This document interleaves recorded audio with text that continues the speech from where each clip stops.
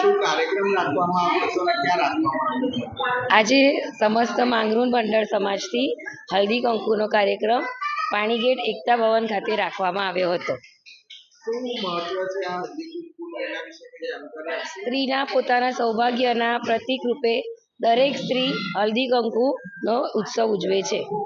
કેટલા સમયથી લગભગ 150 થી 200 વર્ષથી ઉજવવામાં આવે છે.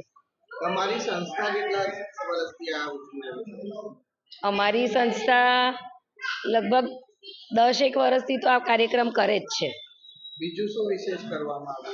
બીજું નાના બાળકોની રમતગમતની પ્રવૃત્તિઓ, સ્ત્રીઓની રમતગમતની પ્રવૃત્તિઓ પણ અમે થાય છે. સામાજિક કાર્યક્રમો, કોઈ આર્થિક પરિસ્થિતિ જ્યારે સંકટમાં આવે ત્યારે પણ મદદરૂપે અમે તત્પર હોઈએ છીએ. શું નામ તમારું? હિરલ સંતોષ લુસ્ત્રી.